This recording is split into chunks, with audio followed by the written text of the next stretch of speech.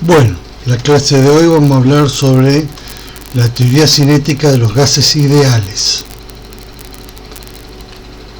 Primero, unas cuestiones básicas. ¿Qué es una unidad atómica de masa? Antiguamente se usaba como unidad atómica de masa al valor que tenía un protón en el isótopo del hidrógeno 1,1, pero modernamente se toma como unidad moderna de masa, igual a 1 sobre el número de Avogadro expresado en gramos, pues la cantidad de número de Avogadro se conoce mucho mejor. Entonces el número de Avogadro en este caso es 6,22 por 10 a la 23 y corresponde a la cantidad de átomos que tiene 12 gramos de isótopo carbono 6, 12, donde este es el número másico y este es el número de protones. El número de Avogadro es exactamente igual al número de átomos que contiene 0,012 kilogramos de carbono 12.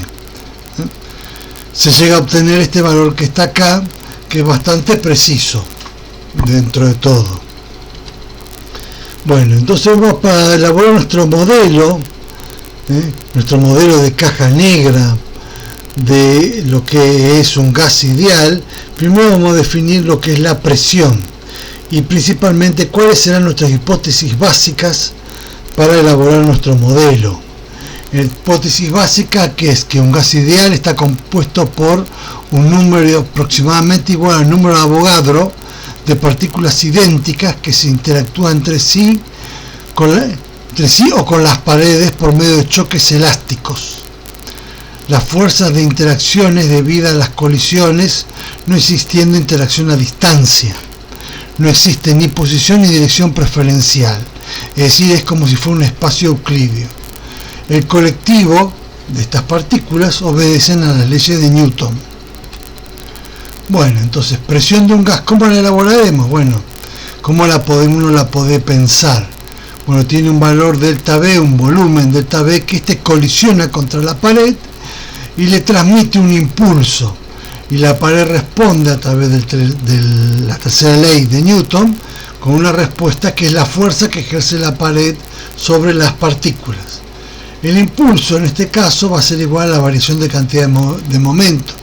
Como el choque es netamente elástico, la variación de impulso es solamente la dirección del eje X que acá figura.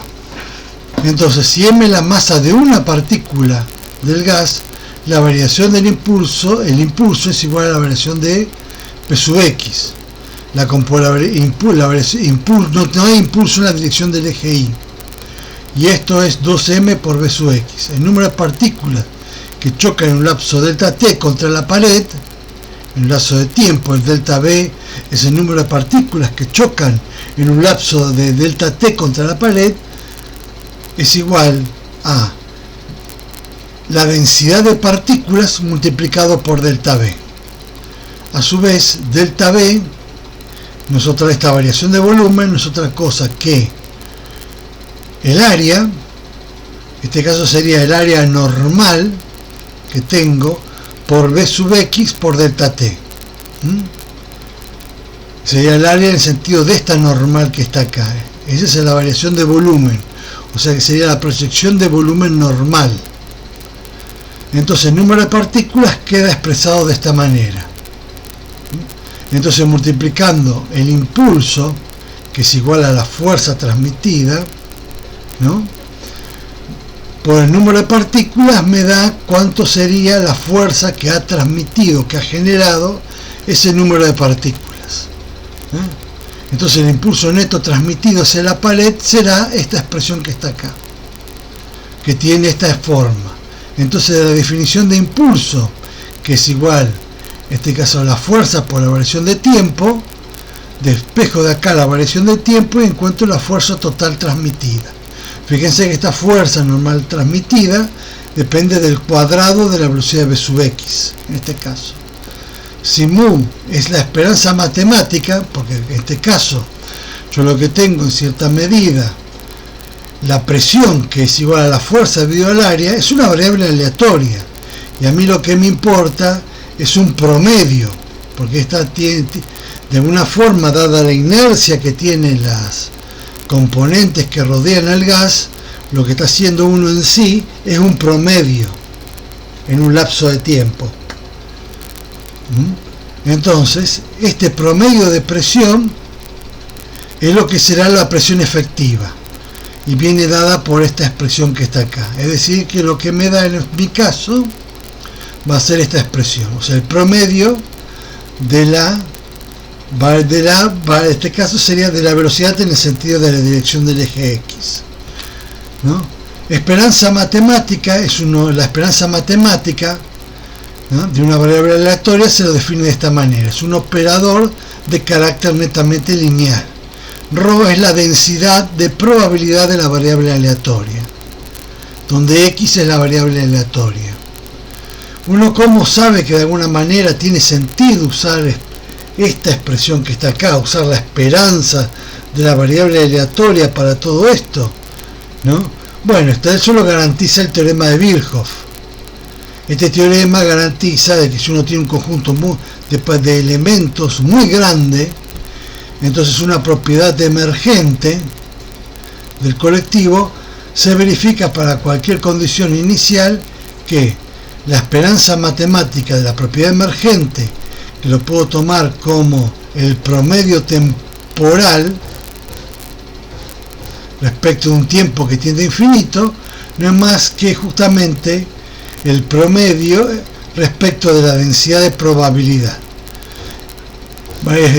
Por ejemplo, la presión, la temperatura son propiedades emergentes del colectivo.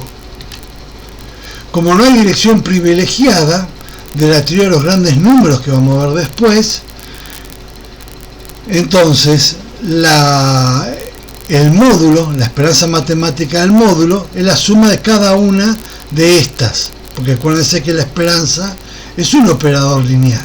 Entonces la esperanza de una dirección dada es un tercio de la esperanza del módulo. Entonces la presión ahora viene dada de esta forma que está acá, como fenómeno emergente. Ley débil de los grandes números.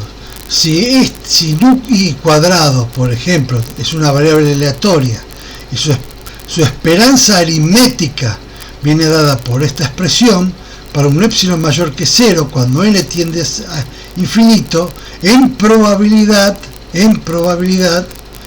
la esperanza aritmética converge a la esperanza matemática. Eso es lo que se conoce como la ley débil de los grandes números.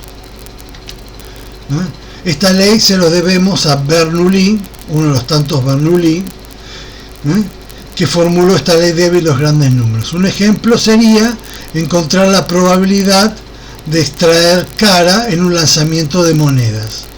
Acá vemos que esta converge a un medio. Esto lo que formula acá es la ley fuerte de los grandes números, mientras que en probabilidad es lo que se conoce como la ley débil. Nosotros vamos a usar principalmente el concepto de la ley débil, un experimento que ratificó experimentalmente fue el experimento de Galton. Galton era el sobrino de Darwin. Era justamente la pregunta en una exposición ganadera en 1906: ¿cuánto pesaba la vaca? Bueno, consultando a cada una de las personas que fue a la exposición ganadera, Galton se sorprendió que el promedio tenía un error del 4% de error. Esto demuestra de alguna manera que efectivamente la ley de los grandes números tiene sentido cuando la cantidad de elementos es muy grande. Bueno, en función de esto, ahora ya conociendo este hecho, podemos encontrar cuánto vale la energía interna de un gas, que lo único que sabíamos de la termodinámica, que solamente dependía de la temperatura absoluta, no dependía ni del volumen ni de la presión. Bueno, de la definición de presión De acá sacamos esta expresión, despejamos esto, P por B, que justamente quedaría en este caso.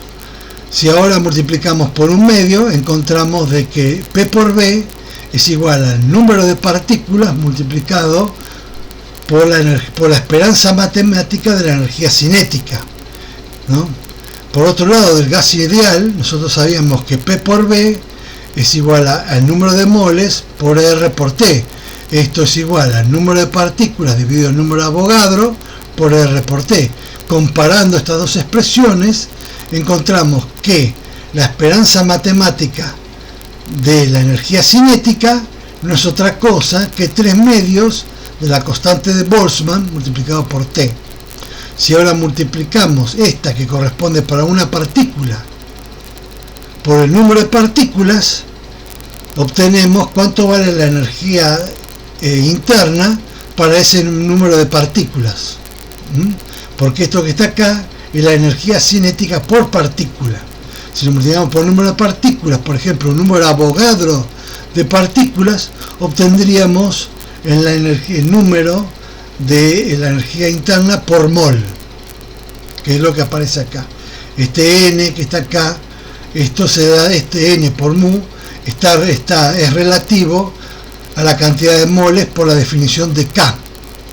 Acuérdense que K es igual a R sobre Na, entonces n sobre Na es el número de moles, y acá aparece ahora la constante universal de los gases. Entonces, la energía, de acuerdo a esta teoría, la temperatura ahora, de acuerdo a esta teoría, fíjense que la temperatura absoluta de un gas es proporcional a la esperanza matemática de la energía cinética. Es decir, la temperatura es un reflejo macroscópico del movimiento de las partículas. Es un fenómeno emergente del movimiento de las partículas. Entonces, la energía cinética media, la esperanza matemática o energía cinética media por molécula es esta, donde K en este caso es 1,38 por 10 a la menos 23 joules sobre el Kelvin. K es la constante de Boltzmann. Y esto sería por mol. Por ejemplo, para un gas monoatómico a 300 grados Kelvin, la energía cinética del gas monoatómico a esa temperatura es 1 sobre 40 electronvoltios, más o menos. Es lo que se conoce como energía térmica. La velocidad media cuadrática, o RMS, se lo define de esta manera, ¿no? En el caso particular de una por partícula, se lo puede expresar de esta forma, que es lo que vimos antes.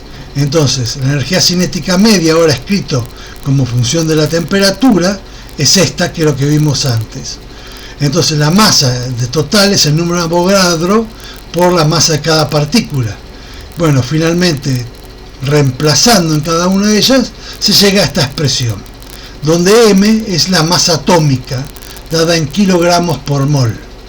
Si lo comparamos con la velocidad del sonido obtenido por la termodinámica, está en el mismo orden de magnitud, nada más que en la termodinámica aparece el gamma, en cambio acá no aparece el gamma, pero está en el orden. La capacidad térmica molar, acá definimos cómo es la capacidad térmica molar, a volumen constantes. Si reemplazamos la definición de la energía interna, encontramos esta expresión para un gas ideal monoatómico. Esto se conoce como la ley de Delaunay-Petit. Esta teoría predice que la capacidad calórica molar a volumen constante de un gas monoatómico es una constante independiente de la naturaleza del gas. Entonces solo depende de lo que se conoce como grado de libertad. Entonces aparece lo que se conoce como el principio de equipartición de la energía. Es decir, por cada grado de libertad, la energía cinética promedio equivale a multiplicar por un medio de K por T. Entonces, en un gas monoatómico, esto corresponde a 3 medios de K por T, por molécula, dado de que, por la ley de los grandes números, estas expresiones son todas iguales. Esta es una hipótesis ad hoc, ¿no? Es una hipótesis que se supone ad hoc, se la acepta mientras funciona. Bueno, esta hipótesis es exitosa a altas temperaturas, porque por ejemplo para el caso de la molécula de hidrógeno, el átomo de hidrógeno 2 se comporta como 3 medios de R, el calor volumen constante específico, y a medida que va aumentando la temperatura, aumentan los grados del efecto de los grados de libertad y va aumentando escalonadamente el valor de R. El valor acá corresponde a 5 medios porque hay 2 grados de libertad dominante y un tercero no dominante. Y acá es 7 medios porque aparecen los grados de libertad de oscilación antes que la molécula de hidrógeno se degrade. Donde la cosa falla es a baja temperatura. Cuando uno reduce la temperatura por debajo de un valor particular que se llama temperatura de Debye, el calor a volumen constante tiende a cero. Este es un fenómeno netamente cuántico, o sea que para bajas temperaturas el calor específico a volumen constante tiende a cero. Hay 2 aproximaciones de este modelo, está el modelo de Debye y el modelo de Einstein. En el modelo de Einstein hay un pequeño corrimiento, se llega antes a cero, y esto generalmente Einstein lo justifica con el hecho de la existencia de la energía del vacío. Esta energía del vacío, que después se calculó por el fenómeno Casimir, es del orden de 23 joules por metro cúbico y que fue medida posteriormente. En el caso, vamos a ver el caso ahora de la atmósfera. Vamos a ver cómo podemos aplicar esta teoría para el caso de la atmósfera. Y vamos a tomar el caso de la atmósfera para un gas politrópico. Bueno, en este caso, esto es de lo que vimos antes de hidrostática, la variación de la presión con respecto a la profundidad con respecto a la Tierra responde a esta expresión. En este caso, para un gas politrópico, P por B a la gamma igual a C. De acá despejo la presión, lo hago relacionar con la densidad, hago este cambio de constantes para no seguir acarreando una constante de compleja forma de escribir. Entonces me queda ahora escrito de esta manera. Esta es la expresión de un gas politrópico. Lo reemplazo acá, el valor de la densidad, y me queda todo en función de la presión. Por otro lado, la gravedad no es más que la gravedad superficial multiplicado por el radio, en este caso el radio del planeta, dividido z, todo esto elevado al cuadrado. Es otra forma de escribirlo. Reemplazo todo esto y me queda esta ecuación que está acá. Entonces tomo el caso de gamma igual a 1, que es el que se ve en muchos videos de YouTube, integro, en este caso me queda esta expresión. Esto que está acá lo puedo escribir en función de la altura respecto a la superficie de la Tierra.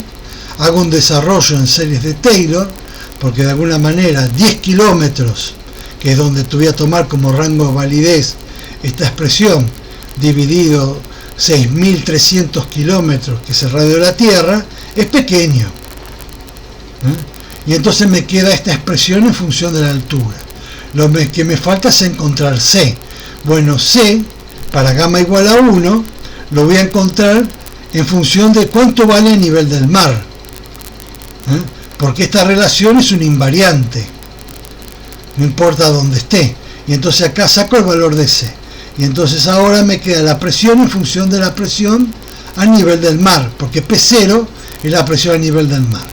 Y acá me queda cuánto vale la densidad y la presión a nivel del mar. Y me queda todo, y la gravedad superficial y la altura. Esta es la fórmula que se obtiene en muchos videos de YouTube. En el caso de que gamma sea mayor que 1, la cosa un poco se complica. Se integra la expresión, se hace exactamente lo mismo que lo anterior, se obtiene el valor de C y se obtiene finalmente esta expresión que está acá. Si uno grafica ambas curvas, esta curva que está acá decrece un poco más rápido que la curva exponencial. Acordemos que estamos tratando con un gas politrópico, en este caso, con gamma mayor que 1. Esta es generalmente la curva que usa el Servicio Meteorológico Nacional. Bueno, entonces la presión en función de la altura, por ejemplo, uno acá puede observar que la presión va disminuyendo con una forma parecida a una exponencial decreciente. Para el caso de la superficie del mar, la presión se llega a casi 101,3 kilopascales, y la presión parcial del oxígeno es 23,3 kilopascales.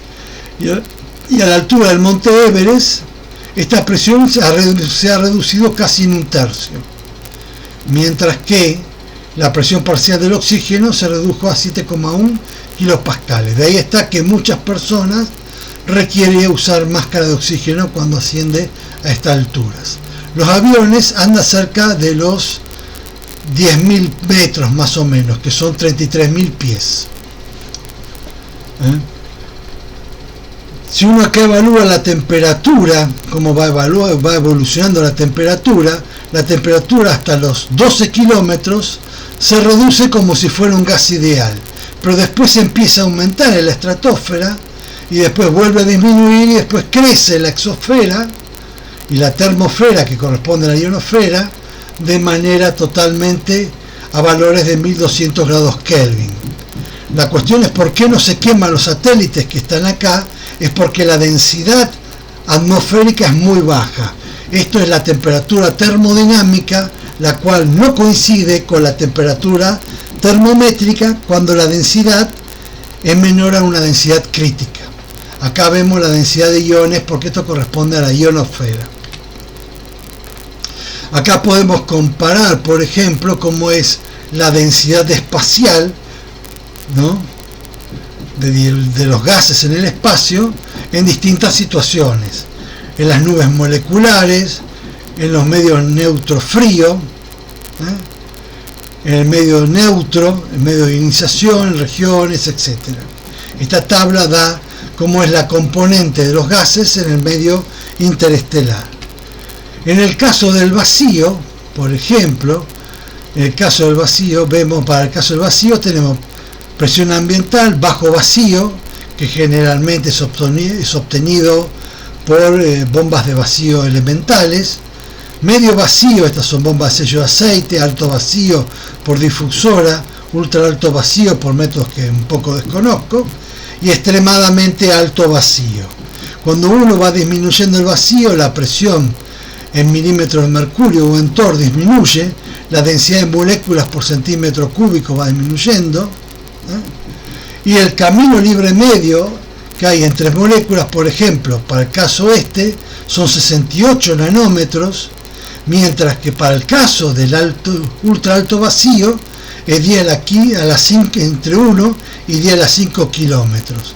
Es decir, por más que tenga esta densidad de moléculas, que uno podría pensar que es grande, dado que las moléculas son muy chiquititas, la probabilidad de que una molécula choque con otra es muy baja. Un hecho para pensar es la crítica de Poincaré que hizo a la formulación de usar las leyes de Newton, para describir un gas ideal, porque uno puede llegar a violar el segundo principio de la termodinámica, ya que al ser un sistema mecánico conservativo, como muy bien demuestra Poincaré, es un sistema recurrente. Y un sistema recurrente, por ejemplo, acá lo vemos en un ejemplo: si yo parto de una condición inicial, lo dejo pasar un lapso de tiempo lo suficientemente prolongado y vuelve a repetirse la condición inicial. Y esto indica que si el gas solo se comportase como un sistema mecánico conservativo, en el caso de la expansión libre, pasando un lapso de tiempo prudente, las moléculas retornarán a la condición inicial, con lo cual se viola el segundo principio de la termodinámica. Recordemos que en la época de Poincaré todavía no se conocía el fotón. Si uno tiene en cuenta de que el gas es un gas en equilibrio termodinámico de moléculas con un gas de fotones, ahí no ocurriría este problema. Bueno, algo de teoría de probabilidades para poder entender ahora lo que es la distribución de Boltzmann. Entonces, probabilidad según Laplace. En 1812, en su libro teoría analítica de probabilidades, Laplace define la probabilidad como esto, como el número de casos favorables de un suceso sobre el número de casos posibles, ¿no? La probabilidad tiene que respetar estas reglas: la probabilidad de un número comprendido entre 0 y 1, ambos incluidos, la probabilidad de suceso imposible es 0, la probabilidad de suceso seguro es 1. Por ejemplo, cuando yo tiro una moneda, la cantidad de casos favorables que salga cara en el tiraje de una moneda es 1 contra 2, que son los casos posibles. Si yo uso 2 monedas, ahora tengo que tener en cuenta que tengo como casos favorables, puede ser que ocurriera cara en la primera o cara en la segunda, y la cantidad, esos son los casos favorables, y los casos o 2 veces caras, que al menos saliera una vez cara. En cambio, los casos posibles son 4 y la probabilidad de ahí es 3/4. Entonces, de esta definición se saca: esta es la probabilidad del suceso, esta es la probabilidad del suceso complementario, que es 1 menos P, que lo llamamos Q, y la condición de normalización es que P más Q valga 1. Acá vemos un ejemplo que está en las distintas situaciones, que uno puede llegar a ver, que está perfectamente explicado en las diapositivas, en que aparece el suceso imposible, ¿no? Y el suceso totalmente caso sería el suceso seguro. Bueno, aparece el concepto de probabilidad condicional. La probabilidad condicional es que la probabilidad de que el suceso A ocurra condicionado a que ocurra B, ¿no? Esta es la fórmula de lo que sería la probabilidad condicional descrita por teoría de probabilidades. Entonces, ¿qué ocurre? Si un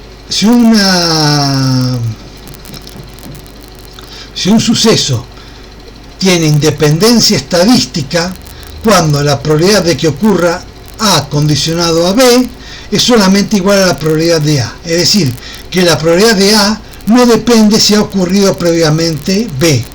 Bueno, acá vemos un ejemplo de situaciones en las cuales, ¿no?, aparece aparece sucesos de, por ejemplo, de probabilidad condicional, en el sacado de bolillas de un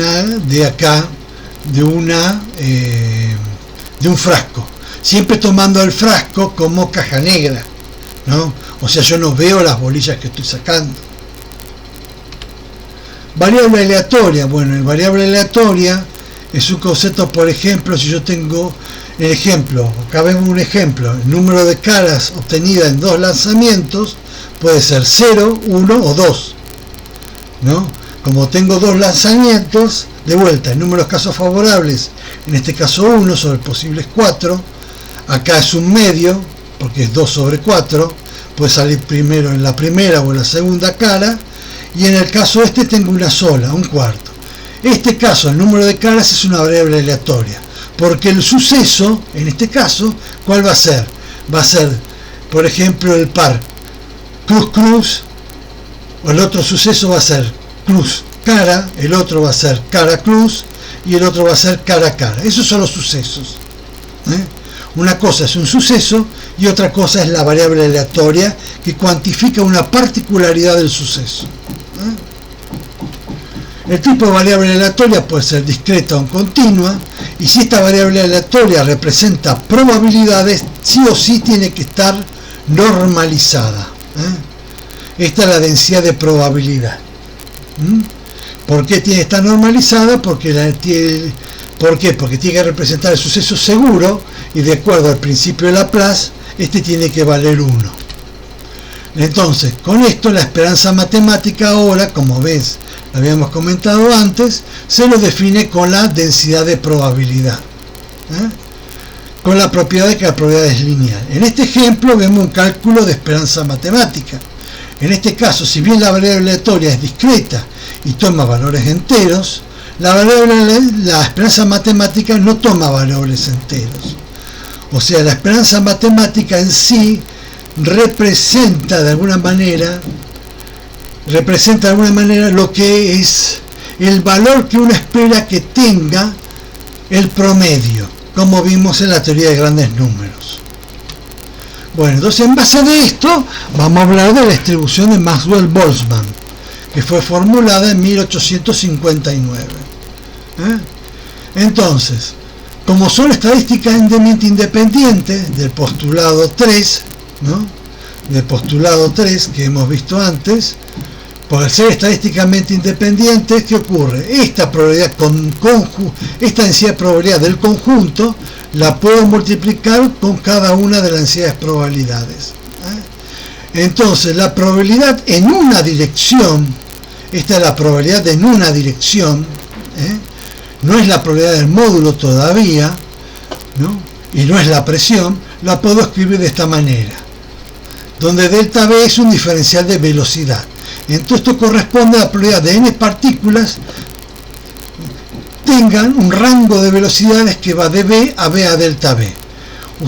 Maxwell usó la teoría de grandes números y se dio cuenta de que la probabilidad en una dirección responde a esta expresión.